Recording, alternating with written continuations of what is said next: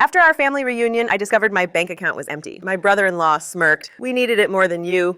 Shaking, I grabbed my bag and whispered, "Then don't regret what happens next." Seconds later, the front door burst open. I grew up in Portland, Oregon, in a neighborhood where the air always smelled like pine and coffee shops lined every corner. My parents ran a little hardware store, the kind where locals popped in for screws or just to chat about the Blazers' latest game. I was the responsible kid, saving every penny from summer jobs at ice cream stands and bookstores, while my younger sister, Allison, chased parties and popularity. Don't get me wrong, I loved her, but we were different. After college, I clawed my way through 3 years at a soulless retail chain, learning the ropes, dreaming of something bigger. Then, with just $5,000 in savings and a heart full of ambition, I quit. I launched Mitchell Designs, my boutique focused on sustainable, locally made clothing. It was my baby, my shot at proving I could build something real. Those first 2 years, brutal. 18-hour days, ramen noodle dinners, pouring every cent back into the business. I lived in a tiny studio apartment, skipped vacations, and said no to nights out so my dream could breathe. But it was working. Customers loved the mission. Clothes that didn't hurt the planet, made by people right here in Oregon. I was on the verge of opening a second location. Then life threw a curveball that shattered everything. A drunk driver ran a red light one night, and just like that, my parents were gone. The grief was like a weight I couldn't shake. I buried myself in work, stitching together my broken heart with every new design. Allison, though, she spiraled, dropped out of college, bounced between dead-end jobs. When the estate settled, we each got $75,000. I invested mine into the boutique, doubling down on my dream. Allison, she met Kyle at a casino. 6 months later, they were married. I hated Kyle from the jump. Slicked back hair, a Rolex that screamed trying too hard, and a condescending tone that made my skin crawl. At their wedding, he smirked and called my boutique cute, but said, "Real money's in investments, Becca." I wanted to punch him, but Allison was head over heels. Over time, I watched her change. She got quieter, smaller, always glancing at Kyle before she spoke. The sister who used to belt out karaoke at family barbecues stopped calling. When I saw her, her smiles never reached her eyes. It broke my heart, but I didn't know how to reach her. Then came the family reunion at our lake house, a creaky old place on Lake Oswego that's been ours for generations. I was riding high, my vendor loan had just cleared, and $120,000 sat in my account ready to fund the second boutique. 5 years of blood, sweat, and tears were about to bloom. I pulled up to the dock that Friday afternoon, heart light with hope. My cousin Emma met me, her smile tight. "Allison and Kyle got here early," he whispered. "Just be ready." Inside, Kyle's voice boomed through the screen door, bragging about some real estate flip that'd double your money. Allison gave me a quick hug, calling me Becca like when we were kids, but her eyes flicked nervously to Kyle. "The entrepreneur arrives," he said, raising a whiskey glass with that smug grin. "Still selling enough dresses to keep the lights on?" I forced a smile. "Actually, we're expanding. Just signed a lease downtown," he scoffed. "In this economy?" That night after dinner, I went to my room to check emails. Something felt off the second I walked in. My laptop wasn't where I left it. The cord was plugged into a different port, just slightly wrong. My stomach dropped. I opened the browser history, clean, but then my phone pinged. A bank alert. New login attempt. Failed unrecognized device. My pulse raced. Someone had tried to access my account while I was downstairs chopping carrots with Aunt Patricia. I changed every password, turned on two-factor authentication, and locked my devices in my bag. But the pit in my stomach wouldn't quit. The next morning, my phone rang. It was Claire, my business partner, her voice shaking. "Rebecca, the vendor payment bounced. It says insufficient funds." I fumbled with my banking app, hands trembling, checking $0, savings $0, business account $0. All of it, $120,000 gone, transferred overnight to some unknown account. This wasn't a glitch. This wasn't a random hack. Someone in that house knew exactly what they were doing.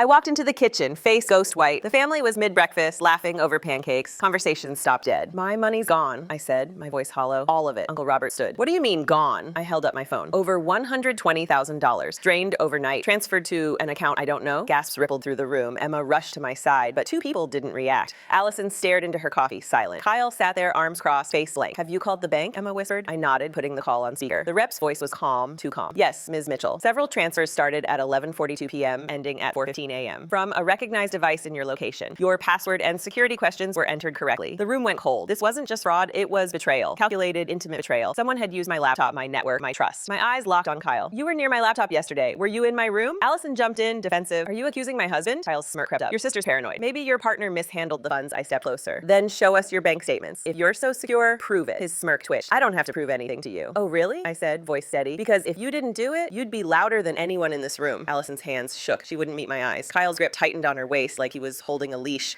Then he said it, cold and smug. "We needed it more than you." The room exploded. Uncle Robert shouted. Emma gasped. Aunt Patricia started crying. I didn't. I grabbed my bag. "Then you won't mind what's coming next," I said, my voice like steel. Kyle lunged for my phone. "You're not calling the police." Uncle Robert stepped between us. "Back off, Kyle." Emma pulled me behind her. I looked at Allison, softening. "What's really going on?" She opened her mouth, but Kyle cut her off. "We're done here. Get your bags," Allison, I snapped. "You're not going anywhere until I get every cent back, or I swear you're not making it to the driveway." Kyle laughed, chilling. Good luck. That money's gone, moved, buried, you'll never find it. That's when the front door crashed open. Police! Everyone stay where you are! 2 uniformed officers stormed in, followed by a woman in plain clothes flashing a badge. Rebecca Mitchell? She asked. I nodded. Detective Harmon, Portland PD. We got a fraud alert linked to your accounts. Kyle went pale. This is a misunderstanding. Harmon cut him off. We have evidence from your bank's cybersecurity team. Account transfers, device IDs, and your face, Mr. Henderson. His mouth opened, but nothing came out. I pulled out my phone. I installed security software last year after a hacking attempt. It takes photos during login attempts, tracks keystrokes, records access history. I handed it to Harmon. Clear images of Kyle using my laptop, timestamps, IP matches. It's all there. Kyle's mask cracked. You set me up. I shook my head, calm. No, I protected myself. There's a difference. As the cops cuffed him, he yelled at Allison. You think you're safe? You're nothing without me. She stepped forward, voice trembling but strong. I was nothing to you. Without you, I can finally be myself again. Harmon turned to me. With this evidence, you'll likely recover most of the funds, and he won't hurt anyone else. For the first time in days, I exhaled. It wasn't over, but I'd won the first battle. A month later, I stood in my second boutique, sunlight streaming through the windows, customers browsing racks of dresses I'd bought to keep. Mitchell Designs wasn't just surviving, it was thriving. Not because I got lucky, but because I was ready. Because I trusted my gut. Because I refused to let betrayal break me. The bank recovered 97% of the funds, the rest covered by fraud protection. But the real victory? Allison. She moved in with me, filed for divorce, and re-enrolled in school. The shadows under her eyes are fading. She's laughing again, baking mom's old banana bread recipe, healing. Last night, as we chopped vegetables like we used to with mom, she said, you were brave for protecting what you built, Becca. I want to be brave enough to rebuild myself. And she is. Kyle pleaded guilty to fraud, coercion, and identity theft. He'll be in prison for years, but his power ended the day Allison said, I'm done being afraid. Last weekend, we went back to the lake house. Not for a reunion, but a restart. The family pitched in to repaint, repair, and reclaim that space. We made new rules. Real family protects, doesn't manipulate. If you've ever had to cut out toxic family to protect what you love, I see you. Drop a comment if you've ever said enough. And if you're still finding the courage, borrow some of mine, because blood doesn't entitle anyone to break you.